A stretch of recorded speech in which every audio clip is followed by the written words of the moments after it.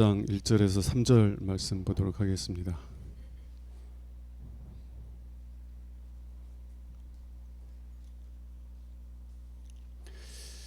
히브리서 1장 1절부터 3절. 옛적의 선지자를 통하여 여러 부분과 여러 모양으로 우리 조상들에게 말씀하신 하나님이 이 모든 날 마지막에는 아들을 통하여 우리에게 말씀하셨으니 이 아들을 만유의 상속자로 세우시고 또 그로 말미암아 모든 세계를 지으셨느니라. 이는 하나님의 영광의 광채시요 그 본체의 형상이시라. 그의 능력의 말씀으로 만물을 붙드시며 죄를 정결케 하는 일을 하시고 높은 곳에 계신 지극히 크신 이의 우편에 앉으셨느니라. 아멘.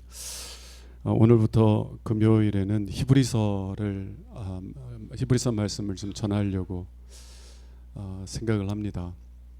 예전에도 히브리서 말씀을 전하려다가 몇 번 하다가 포기를 했는데요. 왜냐하면 이게 히브리서가 좀 이해하기 힘든 말씀들을 많이 담고 있어서 전하는 저나 듣는 여러분들이 힘들어하시는 것 같아서 포기를 했었는데, 이번에는 굳게 마음을 먹고 히브리서를 이렇게 함께 묵상해 갔으면 좋겠다 이렇게 생각을 합니다. 여러분, 히브리서 하면 어떤 말씀이 떠오르죠? 믿음장 11장이 떠오르죠. 목사님들이 설교를 하시면 보통 히브리서에 대해 설교를 하면 믿음장에 대해서만 거의 설교를 합니다. 그런데 정말 아브라함이 굳건한 믿음의 사람으로 성장할 수 있었던 과정이 없으면은요, 그가 그렇게 하나님을 깊이 신뢰하는 사람으로 성장할 수가 없었을 것입니다. 기초가 든든하지 못하면 아무리 높은 건물을 세워도 그 건물은 무너질 수가 있는 거예요. 조금만 위기가 오면. 그래서 건축하시는 권사님도 계시지만 건축할 때 가장 공을 들이고 시간을 많이 투자하고 정성을 쏟는 것이 무엇이에요? 기초예요, 기초. 근데 그걸 잘 모르는 사람들은 왜 저렇게 땅 파고 그냥 이렇게 철근 깔고 시멘트 쏟는 일에 이렇게 시간을 많이 투자하나, 빨리빨리 좀 올리지, 이렇게 생각할 수 있는데, 정말 그렇게 기초를 튼튼히 하지 않고 건물을 세우면 반드시 문제가 생기게 되는 거예요. 지진이 일어나면 무너지게 되고요, 큰 태풍이 오면 넘어지게 되고요. 그래서 정말 건축하시는 분들도 그럴 거예요. 정말 건물 빨리 올려가지고 완성된 모습을 보고 싶지만, 그러나 그 건물이 정말 안전하고 훌륭한 건물이 되기 위해서는 무엇보다 보이지 않는 그 기초를 튼튼하게 만드는 것이 중요하다는 걸 알기 때문에 거기에 가장 많은 시간과 정성을 쏟는 것인 줄로 믿습니다. 우리 신앙생활도 마찬가지예요. 여러분, 하나님 믿으십시오 라고 하는데, 하나님을 신뢰하기 위해서는 과정이 필요한 거예요. 아니, 어느 날 갑자기 내가 하나님을 온전히 신뢰할 수 있어요, 없어요? 갑자기 어느 날 나는 100% 하나님을 신뢰 안 되는 거예요. 내가 하나님을 100% 신뢰하는 것 같지만 현실로 돌아가면 내가 하나님을 신뢰하는 것이 아니라 사람을 신뢰하고 있고 물질을 신뢰하고 있고 환경을 신뢰하고 있구나라는 것을 또 깨닫게 되는 것뿐이에요. 그런 과정을 통해서 하나님을 신뢰하는 법을 배워가야 되는데, 히브리서 1장부터 10장까지는요 교리적인 부분이에요. 예수 그리스도가 누구이신가? 예수 그리스도는 천사보다 더 크신 분이고 모세보다 더 크신 분이고, 예수 그리스도는 구약의 대제사장들보다 훨씬 더 크신 대제사장이시고, 이런 교리적인 기초를 계속 말해요. 그래서 때로 성도님들은 이 말씀들이 이해하기 힘드니까 그거 건너뛰고 좀 실제적인 내 삶의 좀 실제적인 얘기를 좀 해달라고 그런 요청들을 합니다. 맨날 교리적인 부분 맨날 그런 얘기 좀 하지 말고 지금 내가 먹고 사는 데 있어서 실제적인 문제들에 대해서 좀 이야기해달라는 거예요. 그런데 하나님을 깊이 아는 기초를 파는 이런 시간이 없이는요, 한순간에 아브라함과 같은 믿음의 사람이 나올 수가 없는 것입니다. 그래서 저는 처음부터 1장부터 10장까지 좀 어렵더라도 여러분들과 함께 말씀을 계속해서 나눠가려고 해요. 그리고 10장을 지나서 그 10장까지의 믿음의 기초를 잘 다지고 나면 비로소 여러분들이 하나님을 이전보다도 더 깊이 신뢰하는 사람으로 세워져 있게 될 줄로 믿습니다. 태어나자마자 걸을 수 없고 태어나자마자 뛸 수 없는 것처럼 아이들이 걸으려고 그러면은요, 걷기 위해서 많은 시행착오들을 겪는다고 그래요. 우리도 말씀의 기초를 단단히 다져서 그래서 정말 우리가 아브라함과 같은 믿음의 사람들로 세워져간 그런 은혜가 있기를 주님의 이름으로 축원합니다. 그래서 제가 이 말을 하는 거는 히브리서 1장부터 10장 좀 어렵다는 얘기예요. 인내심을 갖고 사모함을 갖고 같이 끝까지 한번 가보자라는 마음으로 이 말씀을 먼저 드렸습니다. 자, 이제 본문으로 들어갈 텐데요. 여러분, 하나님은요, 우리에게 말씀하시기를 원하세요. 우리에게 말씀하시기를 원하세요. 제가 예전에 한 청년하고 상담을 한 적이 있는데 이 청년이 하나님에 대한 불만을 하나 갖고 있더라고요. 무슨 불만이냐면 자기는 정말 하나님 만나고 싶어서 기도도 많이 해봤다는 거예요. 그런데 하나님께서 나를 만나주시지 않았다는 거예요. 그래서 이제는 기도도 안 한다는 거예요. 기도해봤자 하나님이 만나주시지 않는데 뭘 기도를 하냐. 그래서 난 기도하지 않는다. 제가 그 청년에게 뭐라고 그랬냐면, 정말 하나님 만나고 싶으냐고. 정말 하나님 만나고 싶으면 성경을 읽으라고.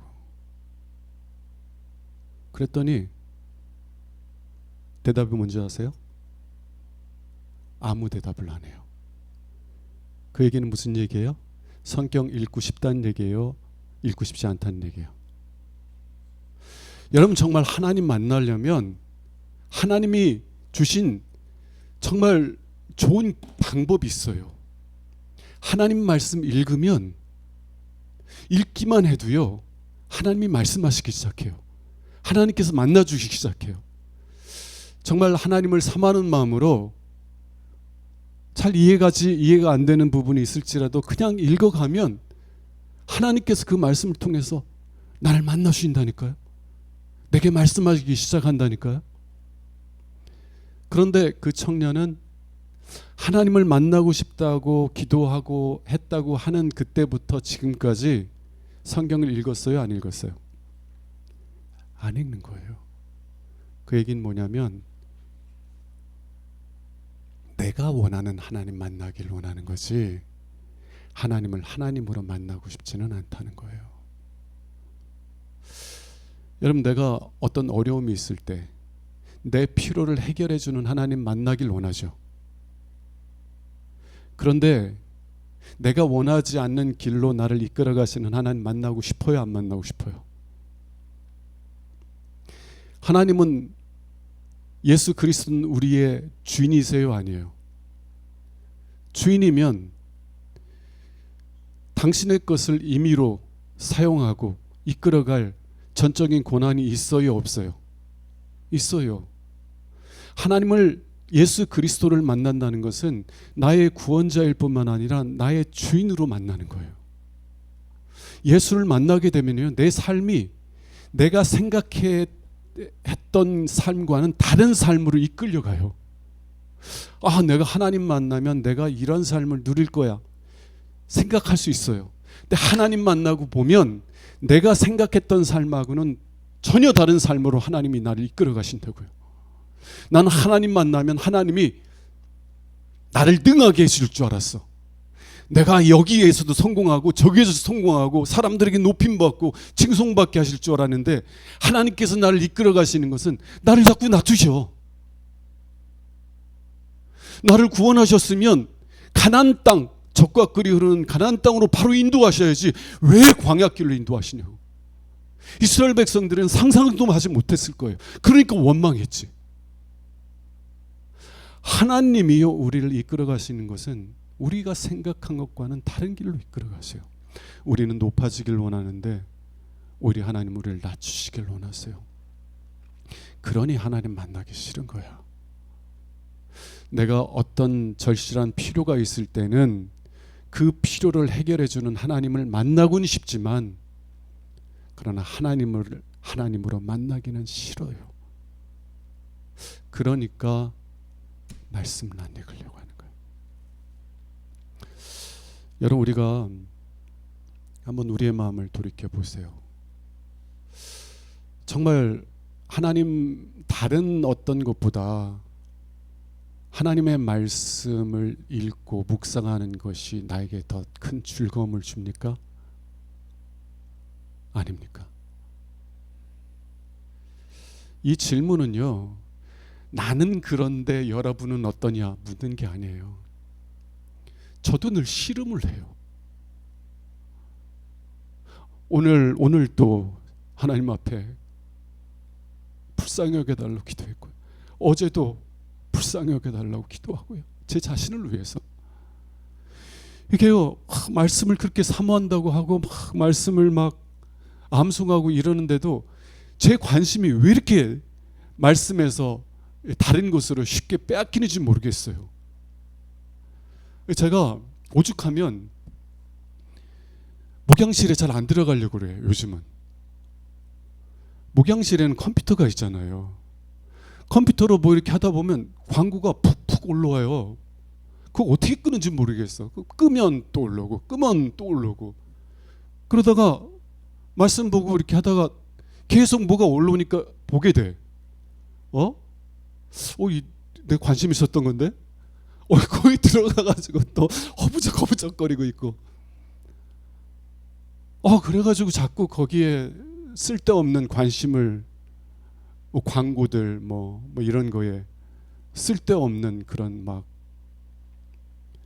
그래가지고 기도 이제 하나님께 불쌍히 여겨달라고 기도하고, 이제 다시 목양실에 가서 말씀을 준비하고 이러는데, 내가 가기 전에 하나님께 그렇게 불쌍히 여겨달라고 기도하고, 내가 가자마자 말씀에 붙들려서 하나님 이렇게 결심하고 가는데, 조금 하다 보면 또 관심이 훅 뺏기고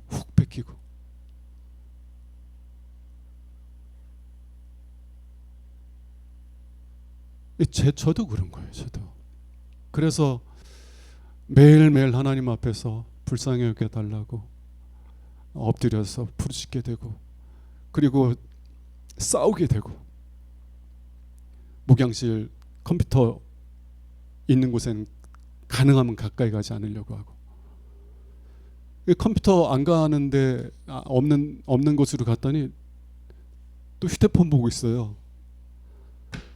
그래가지고 요즘은 휴대폰도 그 할아버지들 쓰는 거 그걸로 바꿔야지 요 생각하고 있거든요. 근데 왜 자꾸 그렇게 씨름하냐면, 하나님의 말씀을 듣고 싶어서 그래요. 하나님의 음성을 듣고 싶어서 그래요. 하나님 만나고 싶어서 그래요. 하나님께서 나에게 말씀해 주시면 내 삶이 변화된다는 것을 알기 때문에 그래요. 내가 10년 동안 내 삶을 변화시키려고 노력해도요, 하나님께서 한 번 말씀하시면 10년 동안 그렇게 고군분투해도 안 되는 것이 하나님께서 말씀하시면 되더라고요. 예를 들어 볼까요? 마르다 마리아의 오라버니 나사로가요 죽은 지 나흘이 되었어요. 4일이 되었어요. 이 이스라엘은 상당히 더운 날씨를 가진 나라예요. 그러니까 빨리 부패하죠. 이 나흘째가 되니까 썩어서 냄새나요. 여러분, 하나님의 은혜가 없이는요 우리가 나사로 같은 거예요. 아니, 죽은 사람한테 일어나 일어나 일어나 한다고 돼요, 안 돼요? 여러분, 기독교는요 자기를 개선하는 종교가 아니에요. 내가 기도 열심히 하고 성경도 읽고 또 금식도 하면서 정말 내 자신의 성품을 가다듬어 가고 나를 좀 더 거룩한 사람으로 만들어가고 내 노력에 의해서 내 삶을 개선해 가는 것이 기독교가 아니에요. 아니, 죽은 나사로에게 일어나라고 한다고 일어나서요? 안 돼요. 여러분들이 여러분의 삶을 거룩한 삶으로 변화시키려고 노력한다고 해서 여러분이 변화되는 게 아니라는 거예요. 어떻게 변화가 일어나요? 주님께서 말씀하시니까 나사로야 나오너라. 주님의 말씀이 들려지니까 죽었던 나사로가 무덤에서 나오는 거예요. 여러분, 저는 그런 것들을 막 체험하는 거예요. 내가 그렇게 애쓰고 수고해도 안 되던 것들이 주님이 말씀하시니까 되는 거예요. 그런 경험들을 체험하면서 주님 성경 말씀을 통해서 저에게 말씀해 주세요. 성경을 읽고 묵상할 때 이 말씀이 나에게 말씀하시는 하나님의 말씀, 내 영혼을 소생시키시고 내 삶을 변화시키는, 내 삶을 거룩한 삶으로 변화시키는, 나를 믿음의 사람으로 세워가시는 능력이 하나님의 말씀이 되게 해주세요. 이 사모함으로 하나님께 나오려고 하는데 자꾸 세상적인 것이 제 마음을 끌어당기니까 씨름하는 거예요. 싸우는 거예요. 하나님 앞에 엎드려서 불쌍히 여겨달라고 하는 거예요. 하나님, 세상의 다른 어떤 것들보다 하나님의 말씀을 더욱더 사모하고 사랑하는 은혜를 허락하여 주옵소서. 제 마음이 세상에 헛된 것, 잠시 즐거움은 주지만 그 즐거움이 끝나면 허무함만 남는 세상의 즐거움에 내 마음이 빼앗기지 않게 하시고 영원한 기쁨과 즐거움을 주시는 하나님의 말씀에 붙잡히게 해달라고 씨름하게 되더라고요. 여러분, 그런 마음이 있어요? 만약 여러분들이 그런 마음으로 하나님께 나가면 하나님께서 말씀하기 시작해요. 왜냐하면 하나님은 여러분을 만나 주시기를 원하고 말씀하시기를 원하시기 때문에 그렇습니다. 오늘 1절 말씀 한번 보세요. 옛적에 선지자들을 통하여 여러 부분과 여러 모양으로 우리 조상들에게 말씀하신 하나님이 이 모든 날 마지막에는 아들을 통하여 우리에게 말씀하셨으니 이 아들을 만유의 상속자로 세우시고 또 그로 말미암아 모든 세계를 지으셨느니라. 히브리서 1장 1절부터 2절은 두 세대를 이렇게 구분하고 있어요. 구약시대, 예수님이 오시기 전의 구약시대, 그리고 예수님이 오신 신약시대를 구분하고 있습니다. 자, 1절은 구약시대에 대해서 얘기하는 건데, 자, 이 구약시대 때에는 하나님께서 어떻게 말씀하셨어요? 선지자들을 통해서. 예, 하나님께서 이스라엘 백성에게 직접 말씀하셨어요. 직접 말씀하셨더니 이스라엘 백성들이 그 살아계신 하나님의 음성을 듣고 너무너무 두려운 거예요. 하나님의 음성을 들으니까 죽을 것 같은 거예요. 너무 큰 두려움 속에서. 그래서 모세에게 부탁해서 하나님께서 우리에게 직접 말씀하시지 말고 당신을 통해서 말씀하게 하소서. 하나님은 그래서요, 선지자들, 모세도 선지자예요. 선지자들을 통해서 하나님께서 말씀하기 시작해요. 그런데 하나님께서 선지자들을 통해서 말씀을 하시는데 여러 부분과 여러 모양으로 말씀하셨다는 것입니다. 여러 부분이라는 것은 여러 시대들, 구약도 2000년의 역사를 가지고 있잖아요. 아브라함부터 그 예수님이 오시기 전까지 2000년 동안 하나님께서 선지자들을 계속 보내주셔서 각 시대마다 하나님께서 선지자들을 보내서 말씀해 주셨어요. 또 여러 모양으로 하나님께서 말씀하셨다고 하는데 이 여러 모양은 여러 방식으로, 이 말씀이 의미하는 건 뭐냐면 하나님은요 한 가지 방식으로 한 사람을 통해서 말씀하신 게 아니라는 거예요. 만일 하나님이 레위기를 통해서만 우리에게 말씀하셨다, 그러면 여기에서 정말 하나님이 말씀하시는 것을 도무지 이해할 수가 없다 라고 생각하는 분이 대다수일 거예요. 그렇죠? 하나님 그렇게 하지 않으셨어요. 어떤 분들은요 구약에서도 시편을 그렇게 사랑하더라고요. 자기에게 잘 맞는 거예요. 그리고 시편은 그게 이해가 된대. 어떤 분은 창세기, 어떤 분은 출애굽기, 어떤 분은 잠언이.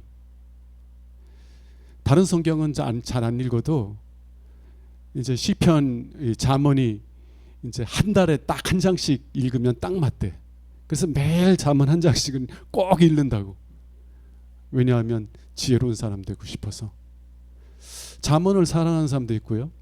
어떤 사람은 예레미야서만 보면 그렇게 눈물이 나온다고 예레미야서를 좋아하기도 하고, 어떤 사람은 요나서를 좋아하고.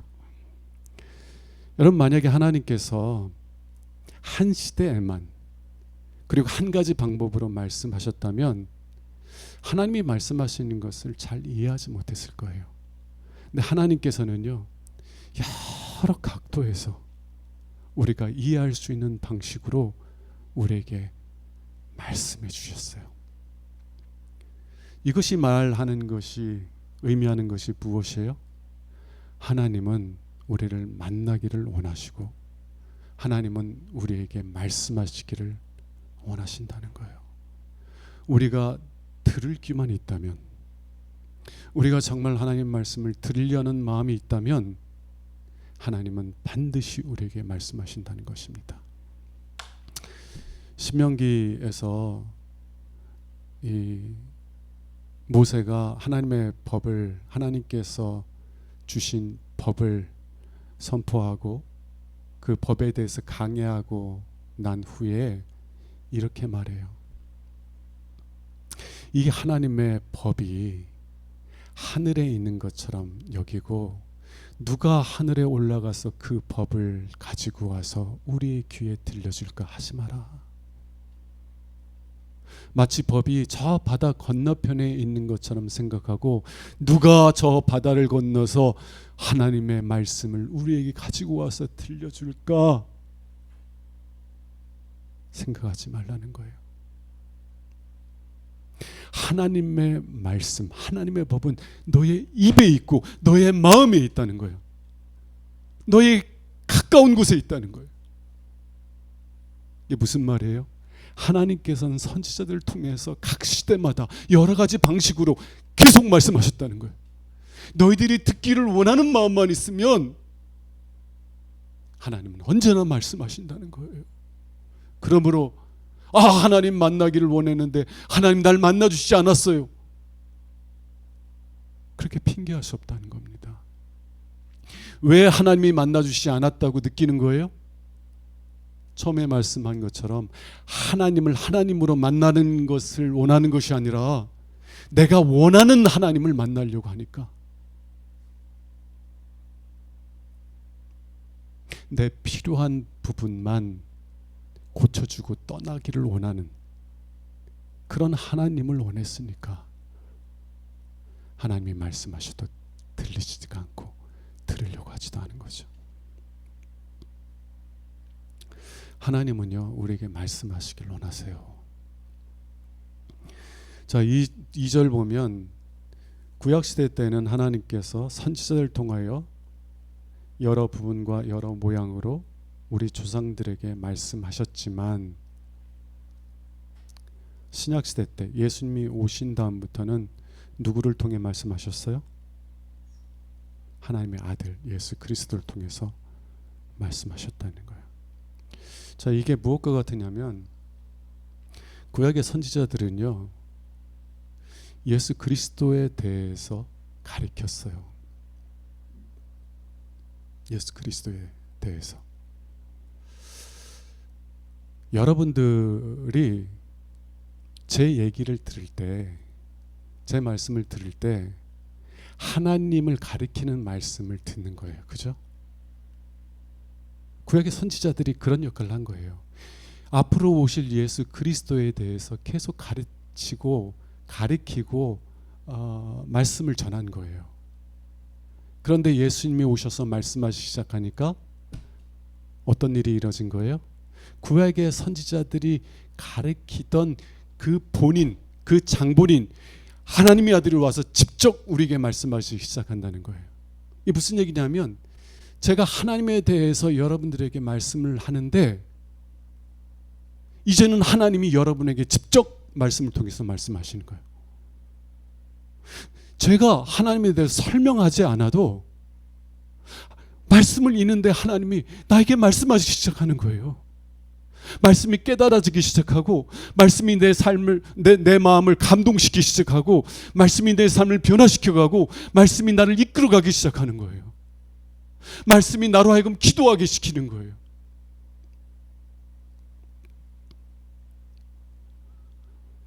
여러분, 말씀이 나를 기도하게 만들어요. 기도하게 만들어요.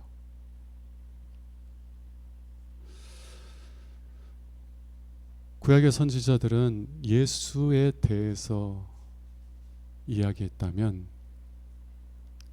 신약 시대에는 예수님이 직접 말씀하시는 거예요.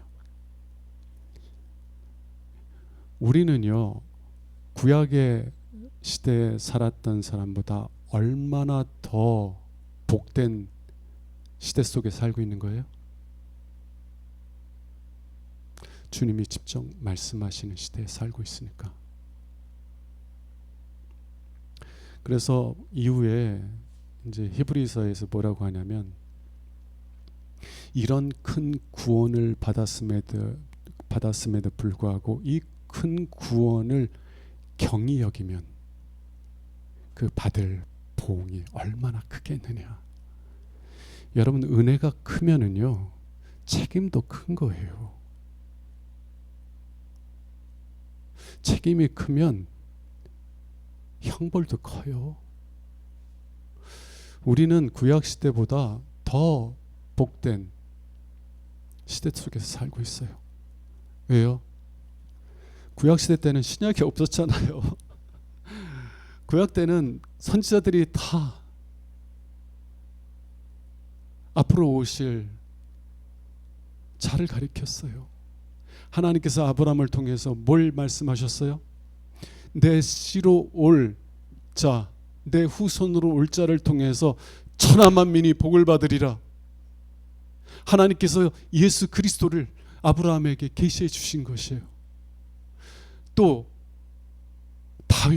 다윗도 선지자예요. 왕이면서도 선지자였잖아요. 내가 네 아들을 너에게서 날 자 아들의 왕위를 영원히 견고하게 하리라.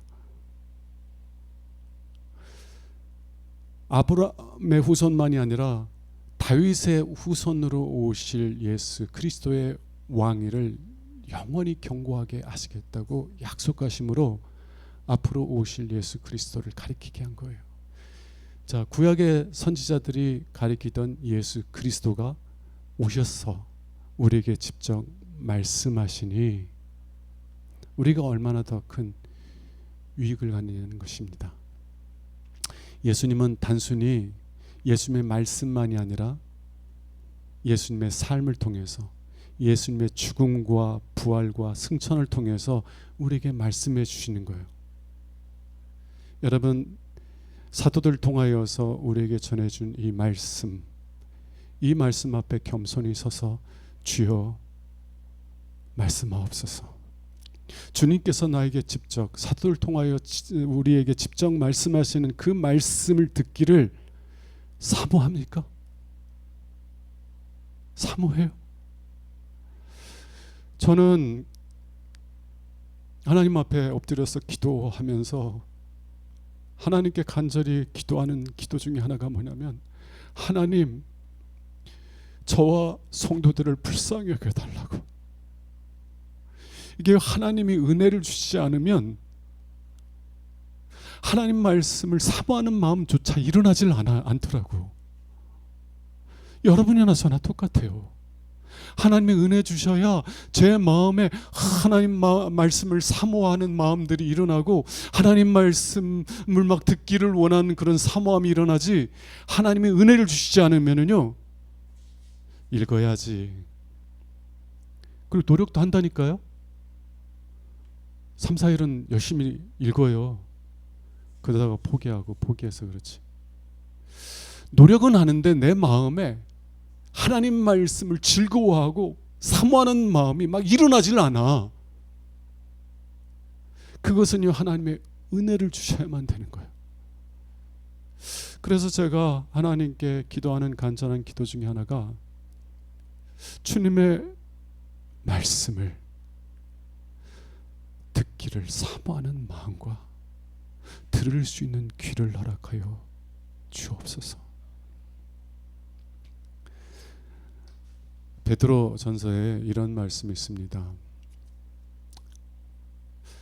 너희는 이제 교회에서 말할 때 하나님의 말씀을 말하는 것처럼 말하고, 교회에서 봉사할 때 하나님께서 주신 능력으로 일하는 것처럼 봉사하라 라는 말이 있어요. 그런데요, 헬라어 본문을 이렇게 좀 바르게 해석하면 이런 거예요. 너희는 하나님의 말씀을 말하는 것처럼이 아니라 하나님의 말씀으로 말하라는 거예요. 하나님의 말씀으로 말하라. 우리 모여서 얘기할 때 특히 정치적인 문제에 있어서는요, 불안해요. 듣고 있다가 이거 감정 상할까봐. 우리나라가요, 지금 막 보수와 진보가 이렇게 막 확연히 막 양분화돼가지고 괜히 이분이 어느 정당을 지지하는지 잘 모르는 상태에서 어떤 정당에서 얘기하면 갈등이 일어나요. 그래가지고 제가 얘기는 못하고 먼저 얘기하는 거를 딱 하면 제가 지지하는 쪽이 아니어도 맞다고 이렇게 맞장구 쳐주긴 하는데, 교회에서요, 정치 얘기를 할 때 왜 서로 분쟁하는 일들이 일어나요? 자기 얘기하니까, 자기 주관 얘기하니까. 근데 베드로 사도는 뭐라고 얘기하냐면, 그 얘기하고 싶으면 하나님의 말씀으로 하라는 거예요. 그게 뭐예요? 정말 정치 얘기를 교회에서 하고 싶으면 그 문제를 놓고 하나님 앞에 엎드려서, 주님, 이 문제를 어떻게 판단해야 옳습니까? 말씀하여 주옵소서. 그래서 하나님께서 말씀을 통해서 깨닫게 해주시면 그때 얘기하라는 거예요. 그때 하나님 말씀으로 말하라는 거예요. 근데 우리가요, 서로 말할 때 듣지도 않고 말해. 구약의 거짓 선지자들이요, 하나님께 많은 책망을 받았는데 하나님이 뭐라고 그들을 책망하냐면, 특히 에스겔서서 그래요. 내가 보내지 아니하였는데도 그들이 예언을 하는도다. 내가 보내지 않았는데, 내가 말씀을 주지 않았는데도 자기 생각으로 하나님의 말씀을 전한다는 거예요. 그래서 백성을 미혹한다는 거예요. 평화가 없을 때 평화가 있다고 얘기하므로 백성이 죄에서 돌이키지 못하게 만들고, 하나님이 위로하기를 원하실 때 백성을 정죄함으로 백성을 낙심하게 만들고,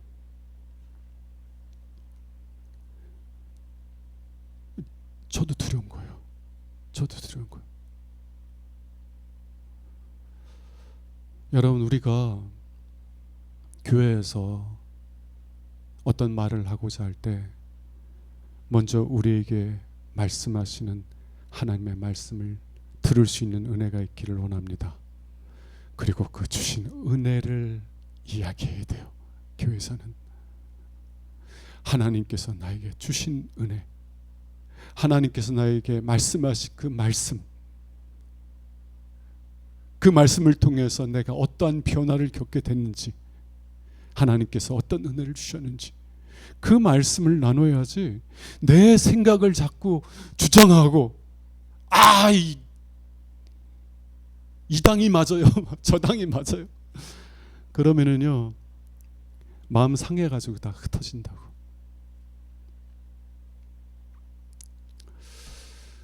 근데 이게 제 문제예요. 제 문제. 하나님께서 보내지 않은데도 불구하고 말할 때가 얼마나 많습니까? 이게 두려운 문제예요. 두려운 문제.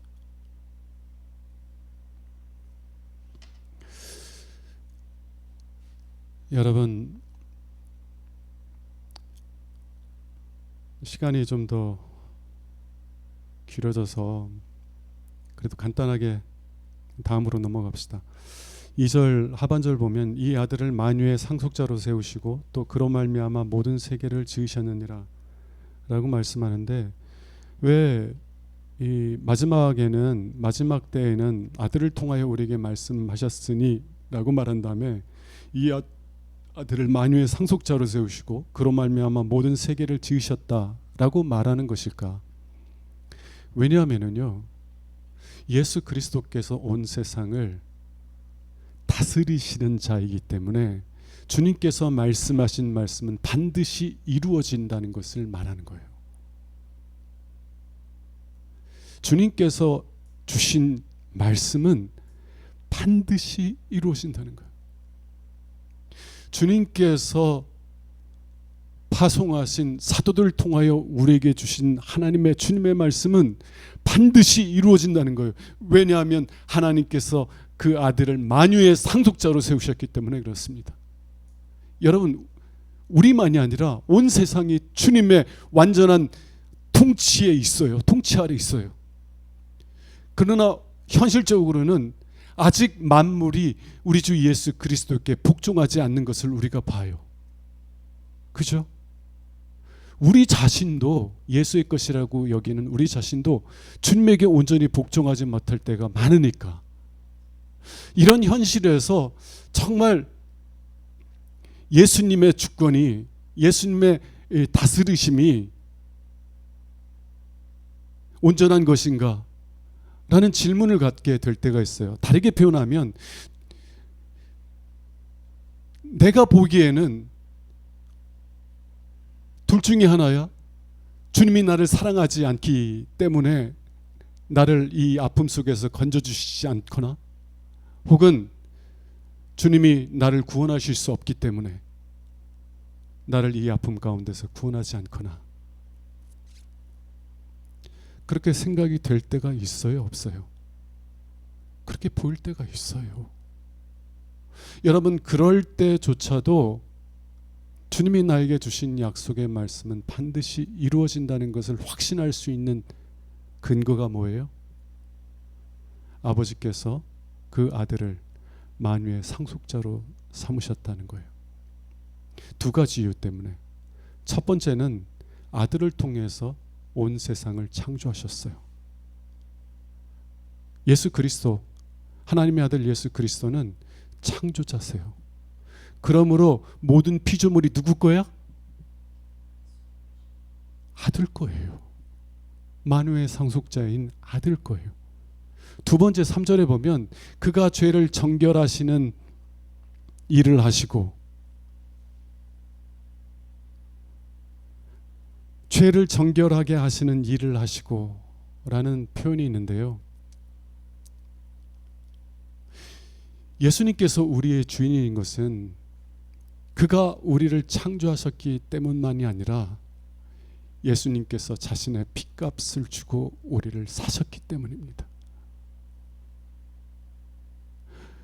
우리는 예수님께서 우리를 창조하셨기 때문에 예수님의 것이기도 하지만, 그러나 예수님께서 당신의 핏값을 지불하고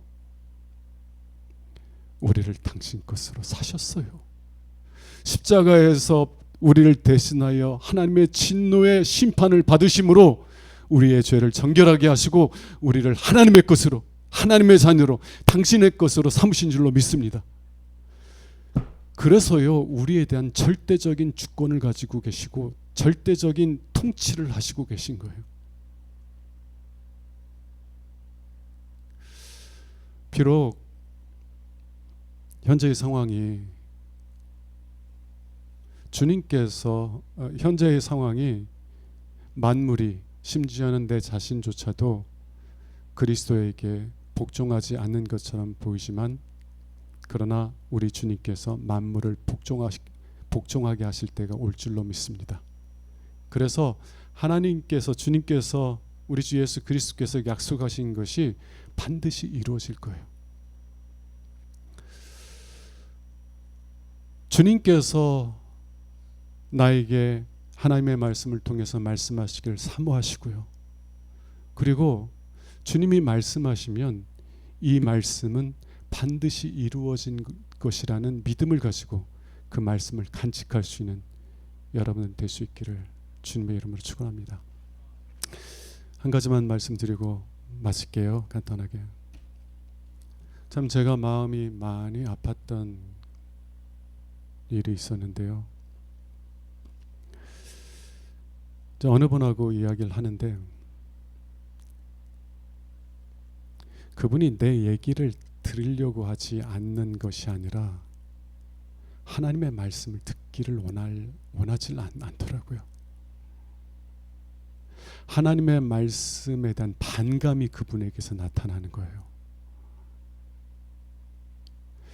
여러분, 하나님이 말씀하실 때 오해가 없기 위해서 설교는 제하고 얘기할게요. 저도 인간적인 생각을 이야기할 때가 있고 하나님께서에게 말씀하지 않으신 것을 말씀할 때도 있으니까요. 그래서 여러분들을 잘못된 길로 인도할 가능성이 있으니까 설교를 제하고 성경 말씀 자체로, 이 성경 말씀을 통해서 주님이 나에게 말씀하신 것을 들으려고 하는 마음이 있는가? 아니, 없어요. 없는 것을 넘어서 반감을 보이더라고요. 반감을 보여요.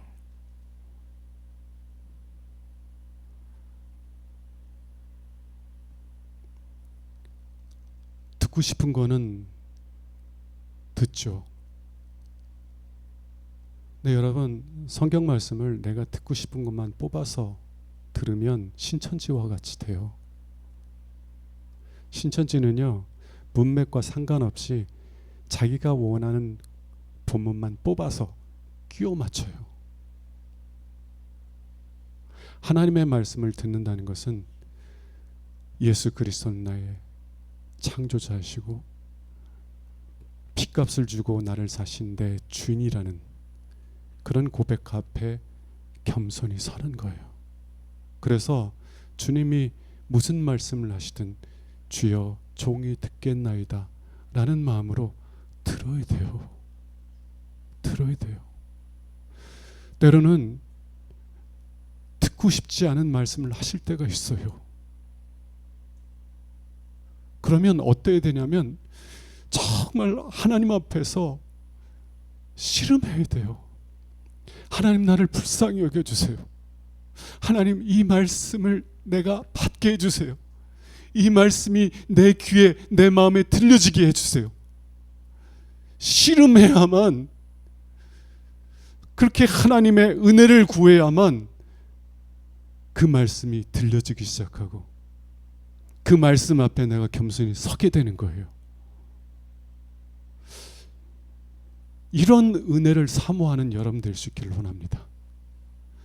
이런 은혜를 주시지 않으면요, 제가 상담했던 분처럼 교회는 오래 다녔는데 어떤 하나님 말씀에 대해서는 반감이 일어나는, 반감이 일어나는, 들으려고 하지 않고 오히려 막 반감이 일어나더라고요. 여러분, 우리는 그런 일이 있어서는 아니 될 줄로 믿습니다. 찬송합시다.